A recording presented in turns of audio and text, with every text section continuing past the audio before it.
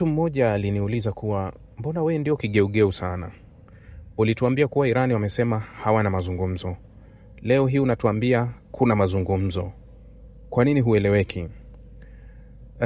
Sikumjibu pale, nikasema nitajibu kwa wengi kwa sababu mara kadhaa napenda ukiwa unasikiliza uwe umetulia. Na ndio maana ningeweza kufanya uchambuzi wangu bila kumention taarifa imetoka wapi. Nikaamua tu iko hivi na hivi kama wachambuzi wengine wanavyoweza kuzungumza. Lakini mara kadhaa kila taarifa ambayo huwa napenda kukuletea, huwa nakupa taarifa ilipotoka, ilipoandikwa. Hii taarifa imeandikwa huku, kwa mujibu wa hiki iko hivi. Na kuletea na wewe kuwa ukiona Rahbi kaongeza chumvi, unaingia kwenye hiyo website, unaenda kuitafuta hii taarifa ni ya ukweli au tumelishwa tango pori hapa. Kwa hiyo ukiona ya ukweli utajua tu kuwa mimi nimekuletea taarifa kutoka kwenye chanzo fulani. Kwa hiyo mara nyingi ninapozungumza, ukiwa umetulia, umeweka utulivu wako, utaelewa kuna maneno ya Rahbi na kuna maneno ambayo ananukuu kutoka sehemu au vyanzo. Mfano, taarifa zote nilizozungumza jana kuhusu mazungumzo ya Irani ni taarifa ambazo nilikuwa nikizisoma kutoka kwenye vyombo vya habari vilivyoandikwa. Kama utanifuatilia vizuri wakati nazungumza kwenye YouTube, nilisema hivi: ikiwa haya tunayoyasoma ndiyo yatakuwa ni ya ukweli, basi Trump apimwe akili kwa nini alienda kupigana.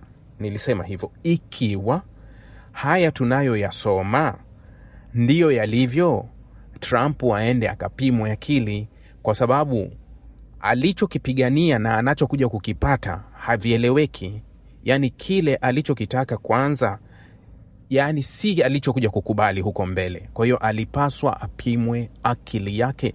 Ndicho nilichokuwa nimekizungumza. Kwa hiyo kuna wakati ukiwa na utulivu tu utanielewa, na mimi 95% yanaona nisikiliza huwa wametulia sana na vichwa vyao huwa vinaelewa. Lakini kuna kakundi kadogo tu ambako bado, lakini hatuachi kuwafundisha.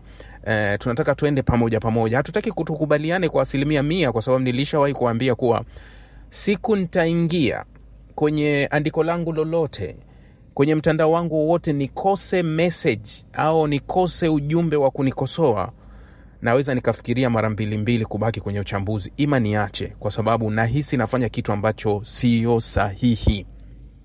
Yani kuna wakati nikiingia kusoma comment, zile comment nikikutana na comment za kunikosoa huwa ninapumua, nasema alhamdulillah, hapa sasa tuko sawa. Ni lazima itokee hiyo, na kama isipotokea hiyo kuna kitu hakipo sawa. Ndio maana mara kadhaa na wakumbusha, hata kwenye familia zenu, kwenye ndoa zenu, ndoa zenye utulivu sana, hatugombani na mke wangu sana, nawaambia kuna shida sehemu, msitake kuigiza. Ikiwa Mwenyezi Mungu aliyeumba bado watu wanampinga na wanamkosoa, wanamkejeli yeye mwenye mamlaka yote, kwa mujibu wa imani zetu, mitume wote walipata upinzani wote. Kwa hiyo hili swala ni la asili, kwa sababu kuna nadharia inasema kuwa kama kiongozi anataka kuwafurahisha, au kama mtawala, au kama mtu yoyote anaenda kwenye umma anataka kufurahisha watu wote, basi anapaswa afanye biashara ya kuuza ice cream. Anapaswa afanye biashara ya kuuza ice cream, kwa sababu kundi kubwa litakubaliana na yeye, kwa sababu ice cream, yani watu wengi watafurahia kwa sababu ya ice cream. Lakini unapotaka kufanya shughuli nyingine, inabidi ufikirie mara tatu. Sasa taarifa iko hivi. Hii taarifa imeandikwa na Al Arabia. Hii taarifa imeandikwa na Al Arabia. Inasema hivi: Pakistani inatumia makubaliano kuhusu mlango wa bahari wa Hormuz. Yani Pakistani imesema kuwa inatumia mazungumzo kuhusu mlango wa bahari wa Hormuz yanayoendelea kati ya Omani na Irani yatasababisha Marekani na Irani kuanza tena mazungumzo chini ya mkataba wa makubaliano ambayo Islamabad ilisaidia kupatanisha. Ofisi ya mambo ya nje ilisema Alhamisi, ambayo ni leo. Tunatumai kwamba makubaliano kuhusu mlango wa bahari yatafungua njia ya mazungumzo yanayoendelea, hasa kuanza tena kwa mazungumzo ya kiwango cha kiufundi kati ya Iran na Marekani. Msemaji wa Wizara ya Mambo ya Nje Tahiri Andarabi aliwaambia waandishi wa habari. hapa tukianza kujadili tu hapa tunapata jibu. Ukijadili hiki cha Pakistan, unarudi siku moja nyuma, 2 saa 48 zilizopita, msemaji wa wizara ya mambo ya nje ya Qatar, Majid Al-Ansari, alisema mpaka sasa hakuna mazungumzo yoyote ya moja kwa moja kati ya Marekani na Irani, ila tunajitahidi kuisukuma diplomasia ifike kwenye nafasi yake. Umeelewa? Kwa kauli ya Pakistani na kauli ya Qatar, hawa ndio wasimamizi wa mazungumzo. Hawa Pakistan na Qatar ndio walioyasimamia mazungumzo kuanzia mwanzo mpaka hapo tulipofika. Hawa ndio waliosimamia, na kwa sababu Marekani hana uhusiano wa kidiplomasia na Irani, maana yake kuwa hakuna mazungumzo yoyote yanayopenya kati ya Iran na Marekani moja kwa moja kwa wao.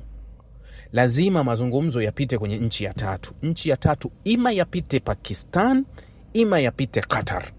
Hii ndio inaitwa nchi ya tatu.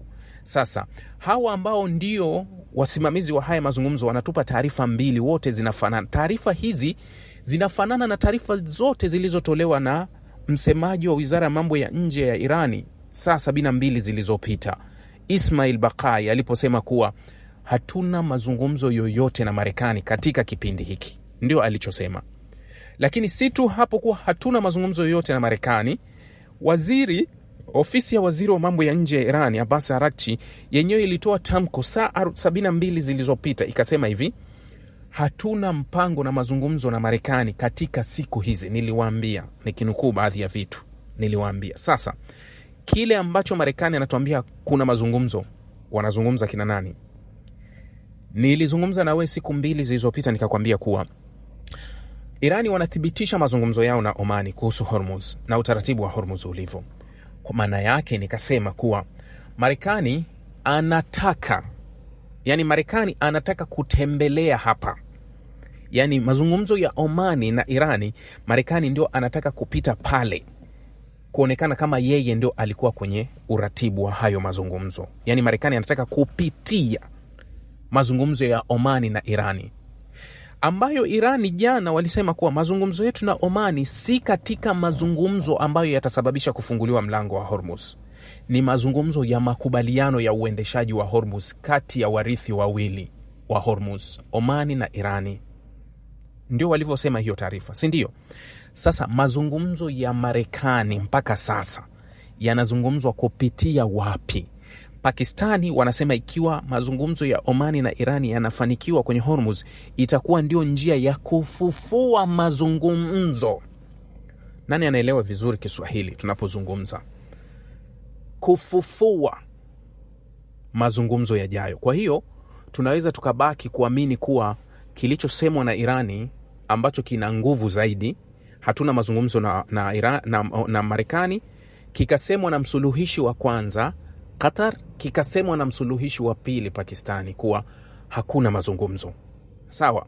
Kwa hiyo ile hope ya kuwa tuna kwenda kwenye makubaliano kwa jinsi yalivyotajwa yale makubaliano, nilichokusomea jana kutoka kwenye gazeti la Israeli la Hayom, yalikuwa ni maoni au yalikuwa ni kuvuja kwa taarifa za makubaliano kati ya Iran na Omani kwenye uendeshaji wa nini? Hormuz. Ndio nilichosema. Sasa wanazungumza na nani? Maana yake kuwa hakuna mazungumzo, lakini inaweza kupitia mazungumzo ya Omani na Irani kukaanzishwa njia ya mazungumzo, au pale Oman na Iran wanapoafikiana kwenye hili swala, basi Marekani atasema basi sawa, tufanye hivyo na sisi tunakubaliana, basi tuendelee katika hilo swala. Unaweza kusema vile, yani ikaendelea kutokea hapo moja kwa moja, tuendelee katika kitu kinaitwa mazungumzo na mazungumzo yaendelee.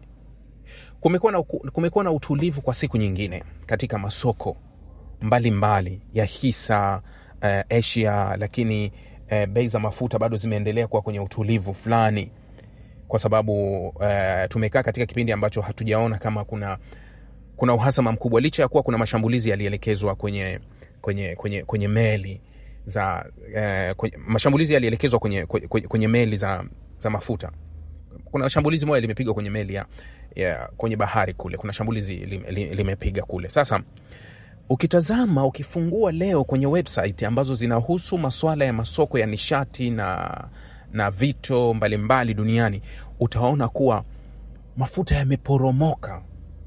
Na kuporomoka kwa mafuta huwa ni ishara nzuri kwa ulimwengu. Brent ambayo jana nilikuambia ilikuwa kati ya 80 na leo inacheza 79. Brent crude 79. Halafu crude iko kati ya 74. Kwa hiyo unaona kama matokeo, lakini naendelea kusisitiza. Wafanyabiashara mfano wa dhahabu wanaendelea kuona taa ya kijani karibu siku ya 4 mfululizo. Kwa sababu jana nilikusomea kuwa dhahabu ilikuwa kati ya 4165, leo imekwenda juu kati ya 4275. Yaani dhahabu inapanda. Dhahabu inapanda, madini kama copper pia na yenyewe yanaonekana yana green kidogo. Lakini silver kidogo kama imeshuka kidogo. Lakini kwa wafanyabiashara wa dhahabu wanahesabu siku ya 3 au ya 4 katika ukuaji wa thamani. Yaani dhahabu inaonekana inaenda juu kidogo. Japo kidogo, haijarudi kwenye soko lake ilivyokuwa mwezi wa 3, lakini angalau inaonyesha ishara ya kurejea kwenye nafasi yao. Sasa tukirudi kwenye haya masuala ambayo tunayazungumza kila mara, au tunazungumza kuhusu ufunguaji wa mfereji wa Hormuz na haya mengine, kuna taarifa imeandikwa sana na vyombo vya habari jana, hasa The Washington Post waliandika, na baadhi ya vyombo vya habari vingine vikaichukua hii taarifa. Inasema hivi, Al Arabia wameiandika, lakini sitaki kusomea kwenye Al Arabia, nitakutolea moja kwa moja kwenye Washington Post walichoiandika. Taarifa hii ndani ya Washington Post inasema hivi: kuna mvutano mkali uliibuka kati ya Donald Trump na waziri wake wa vita Peter Hegseth, kutokana na ile taarifa ambayo iliandikwa sana na vyombo vya habari kama Axios, waliandika The New York Times, waliandika WSJ, waliandika The Washington Post, waliandika Financial Times nimeona kule, lakini na vyombo vya habari vingine viliandika kuhusu upungufu mkubwa wa silaha wa Marekani. Hii story ilianza mwanzo wa wiki hii hadithi ndio ilipoanzia, upungufu mkubwa wa silaha. Sasa taarifa inasema kumetokea msuguano mkali kati ya waziri wa vita wa Marekani Peter Hegseth. The Washington Post inaripoti rais alikasirika sana kujua kwamba akiba ya silaha za Marekani ilikuwa imepungua sana na kuathiri mwendelezo wa kampeni dhidi ya Irani. Ikulu ya Marekani na Pentagon zimeikanusha ripoti hiyo. Ripoti inasemaje?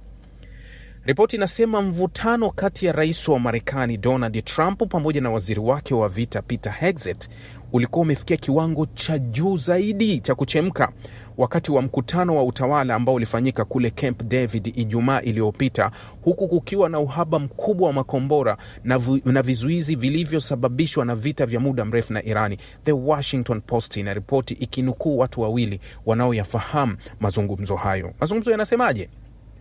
Kulingana na ripoti hiyo, Trump alimtaka Hegseth aeleze ni kwa nini inadaiwa alipewa picha potofu ya akiba za silaha za Marekani. Rais alisema alikuwa ameshawishika kwamba tatizo la akiba lilikuwa limerekebishwa. Uhaba huo, hasa wa makombora ya masafa marefu pamoja na vizuizi vya ulinzi wa anga, ulikuwa ni miongoni mwa sababu zilizomfanya Trump kujizuia katika siku za hivi karibuni kuagiza mashambulizi mengine makubwa dhidi ya Irani. Mnaikumbuka ile tishio la Trump ambalo alilifuta Jumamosi. Sasa Ijumaa yake ndio walikutana kwenye hii kamati, Trump akiwa ametamba kweli kweli. Nadhani alipofika kwenye ile kamati sasa ndio akamwambia, mzee, hicho unachotaka kukifanya, ikiwa tutakifanya, hatuna silaha za kutosha za kujilinda. Ndio kukaanza kuwaka pale, kwa nini hakuna silaha na taarifa nilizopewa mimi silaha tunazo za kutosha? Wakamwambia, baba, hiyo tulikuwa ni geresha, hatuna lolote la maana huko, kwa hiyo hatuwezi tukafanya hiki kitu. Kwa jinsi story ilivyo, ndio story ambayo Trump aliwatukana hadi matusi ya nguoni hapo wakati. Sasa Ijumaa hiyo, Jumamosi yake, Trump akatangaza kuwa ameahirisha kufanya mashambulizi kutokana na maombi ya nani? Qatar, UAE pamoja na nani? Na Irani, ambao Irani wakakanusha, wakasema sisi hatujazungumza lolote wala hatujamuomba mtu yoyote kusitisha mashambulizi. Hata hivyo, wiki hii Trump alisema alikuwa ameamuru kile alichokieleza kama shambulio kubwa zaidi tangu vita vya pili vya dunia, lakini akalifuta baada ya kupokea ripoti za maendeleo mapya katika mazungumzo kuhusu kufungua tena mlango wa Hormuz. Nadhani ilipelekwa katika hiyo staili. Sasa, kulingana na vyanzo, Hegseth alitetea mwenendo wake alipokabiliwa na Trump na akamtupia lawama naibu wake Steve Feinberg, akisema kwamba Feinberg alishindwa kuhakikisha kwamba rais anapata picha kamili. Mgongano huo ulionyesha kuchanganyikiwa kwa Trump pamoja na Hegseth. Ripoti hiyo ilisema Hegseth alikuwa miongoni mwa watetezi mashuhuri wa kuanzisha kampeni dhidi ya Irani na aliwasilisha kwa rais kama operation ambayo inaweza kuishia na ushindi wa haraka zaidi. Nilishawahi kuambia kuwa Peter Hegseth, Marco Rubio, hawa wote ni watu ambao walikuwa wakitaka sana vita, kwa sababu hawa wote ni wahafidhina, kasoro makamu wa rais. Na mara kadhaa nimekuwa nikiwaambia, au siku zile lilivyotokea ile tukio la kusema kuwa huenda Trump akauawa, labda Iran wanataka kumuua, nikaja nikazungumza nasema ikiwa wao wanataka kumuua na ile nadharia ikaja Waisraeli wanaweza kumuua Trump, nikawaambia ni vigumu sana kumuua Trump kwa sababu JD Vance sio chaguo lao. Kama makamu wa rais angekuwa Peter Hegseth, kama makamu wa rais angekuwa Marco Rubio, basi inawezekana tungeona kitu tofauti, kwa sababu mamlaka yangehama kutoka kwa rais kwenda kwa makamu wa rais, na makamu wa rais JD Vance anamaliza na vita hapo hapo, anarudisha vikosi, tukajipange tufanye makubaliano vyovyote. Sasa kwa nini tumpeleke? Ni bora tumwache, ambaye bora anasema bora jino lililoharibika kuliko pengo. Bora waliache jino lililoharibika kuliko kuweka pengo. Sasa taarifa hii inasema NBC News iliripoti Alhamisi kwamba mchuano wa kupiga kelele, unajua, yani majibizano ya sauti kati ya Donald Trump pamoja na waziri wa vita, aliwaita maafisa wakuu wa jeshi la ulinzi kwa ajili ya mkutano wa dharura na kujadili njia ya kushughulikia haraka upungufu wa silaha, akiwataja watu 4 wanaofahamu mkutano huo. Hii ni NBC inasema kuwa kulitokea majibizano makubwa ya sauti na kelele kati yao. Uhaba wa vizuizi umeathiri sio tu Marekani, hata Ukraine, na kuiacha ikiwa wazi zaidi kwa mashambulizi ya masafa marefu ya Urusi. Pia imesababisha mabadiliko katika jinsi Marekani inavyoamua kama itazuia tishio linalokuja kulingana na njia yake ya tathmini na hatari ambayo iliyosababishwa. Hata hivyo, kabla ya vita kuanza, mnakumbuka histori nilisema, mwenyekiti wa wakuu wa pamoja wafanyakazi Generali Dan Kane alionya Marekani kwamba haikuwa na akiba ya kutosha ili kuendeleza kampeni ndefu. Hegseth, Feinberg na Kane waliomba bunge la Congress dola bilioni 67 za ziada ili kufadhili vita na kujaza akiba hiyo. Hata baada ya mikataba mipya ya uzalishaji kusainiwa, utengenezaji wa baadhi ya makombora unaweza kuchukua takriban miaka 2 kuziba hilo nafasi. Sasa ikulu ya White House ikasemaje? Kupitia ripoti ya White House ilikanusha vikali ripoti hiyo, ikiita kuwa habari ilikuwa ni ya bandia, fake news kwa 100%. Katibu wa habari wa ikulu Caroline Leavitt alisema haijawahi kutokea, na Rais Trump ana imani kamili na waziri Hegseth. Msemaji wa Pentagon Sean Parnell aliongeza kusema kuwa Hegseth hakumdanganya mtu yoyote kuhusu hali ya silaha zake na kumlaumu na naibu waziri wake. Alieleza ripoti za migogoro ya ndani na akiba inayopungua, hadithi za kutengeneza na kubuniwa. Hii taarifa imeandikwa sana na vyombo vya habari kuhusu upungufu mkubwa wa silaha za Marekani. Hii taarifa imeandikwa sana kuhusu upungufu mkubwa wa silaha za Marekani katika kipindi hiki. Sasa tunaweza tukachukua taarifa ipi ya wakati gani ambayo inaelezea? Irani inasema imekaribia makubaliano ya mwisho na Omani kuhusu mlango wa bahari wa Hormuz, kwa mujibu wa The New York Times. Makubaliano kuhusu njia inayokubalika ya meli kupita mlango wa bahari yanathibitisha udhibiti wa Teherani juu ya njia ya maji muhimu kabisa, kitu ambacho Marekani walikuwa wanakitoa. Yani kwa mujibu wa The New York Times inasema hivyo.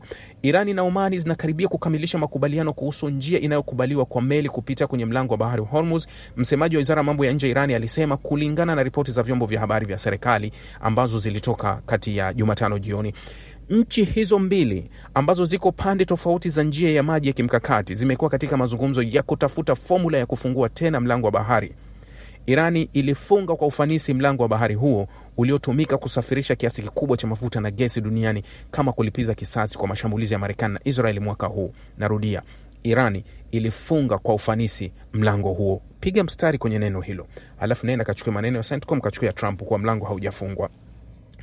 Maafisa wa Irani wamesisitiza kwamba hawatakata tamaa katika hatua fulani ya udhibiti wa mlango wa bahari ambao kabla ya vita ulikuwa njia ya maji ya kimataifa iliyo wazi. Yani maafisa wa Irani wanathibitisha hawawezi kukata tamaa. Nilisema Irani wako tayari kuachana na mpango wa nyuklia, lakini hawatoiachia Hormuz. Japo kuna taarifa ambazo zilikuwa zinatembea, naona kuna vimemes vinatembea na yani kuna taarifa zinatembea kama Ahmad Vahidi ambaye ni mkuu wa majeshi wa Irani anasema hivi, niliona hii taarifa na watu kadhaa walinitumia, kwa rafiki yangu Abubakar wa Mombasa alinitumia, na anasema yani Vahidi anasema kuwa wao kwa sababu tu Israel na Marekani wanamiliki nyuklia, wao hawawezi kuacha kumiliki nyuklia. Yani process yao ya nyuklia itaendelea.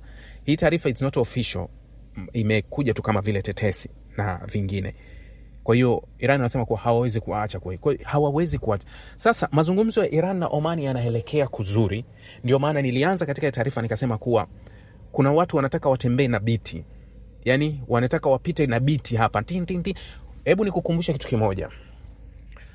Wakati wa mzozo umeanza mwanzo, wakati Irani anawashambulia sana, anapiga UAE, anapiga Bahrain, anapiga Kuwait, anapiga wapi, wakawa wanalalamika sana wale. Baadaye rais wa Iran Masoud akaja akatoa taarifa ambayo ya kuomba radhi kwa majirani wale wa Kiarabu, kwa jamani, tunaomba radhi kwa kuwashambulia, lakini hatujawashambulia bahati mbaya, nyinyi mmemkaribisha Marekani, ndio maana sisi tumewagusa, lakini msirudie kufanya hivyo.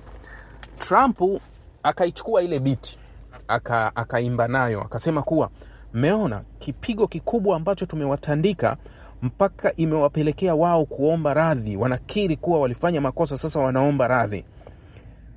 Kabla ya saa 24, kwa sababu Irani waliahidi, rais aliahidi akasema kuwa haitotokea hivyo ikiwa nyinyi hamtoruhusu Marekani tena kufanya vile. Baadaye kaona mashambulizi tena ya Marekani yanatokea kwenye nchi za Ghuba. Kabla hata ya saa 48 Irani wakatandika tena hizo nchi, kwenda kinyume na kauli ya Donald Trump kwa wewe hujui lolote. Yani usitake kudandia hizi biti. Hii biti wanapigiwa wengine. Sasa wewe kwa nini unataka kucheza katika mdundo ambao sio wako? Si mara moja kwa Marekani kudandia. Mnakumbuka mazungumzo yaliyofanywa kati ya waziri wa mambo ya nje wa Iran Abbas Araghchi alivyokwenda Pakistan na akataka JD Vance kwenda kule, mpaka nikamwambia yani sasa wamekuwa Steve Witkoff na Jared wanawavizia delegation ya Iran kama wanaenda nchi yoyote na wenyewe wanapanda ndege, twendeni. Yani unajua ile nadharia niliwaambia, kama vile unamtafuta boss ambaye una appointment naye, kwa hiyo unajua ataenda sehemu fulani na unakwenda, hata akikuona labda akikupungia mkono ndio mtapata kuzungumza. Niliwauliza, imefikia lini hii hali ya Marekani kuwa dhalili kiwango hiki? Ndio hiki sasa ambacho kuwa tuko kwenye mazungumzo. Unazungumza na nani? Manake kwenye hii simulizi na hii hadithi, kwa kweli ilipaswa tusikie kuwa Irani ndio wanazungumza upande mmoja, kuwa wao ndio wangekuwa nalilia mazungumzo, kuwa tuzungumze bana hayo aishe tu. Lakini tunaona ajabu kuwa hii hadithi imegeuka up and down. Anayelilia mazungumzo ni nani? Ni Marekani na sio Irani. Hebu ifikirieni hii hadithi wewe mwenyewe uelewe kuwa kwa nguvu na power walioingia nayo na walivyo majiant Marekani na mwenzake, ilipaswa nani aombe mazungumzo? Ilipaswa Irani ndio awe analilia mazungumzo, na mara kadhaa azungumze kuwa tunazungumza, tunaanzisha huku. Lakini unaona Irani ndio anayekanusha mazungumzo, afu Marekani ndio analazimisha kuna mazungumzo.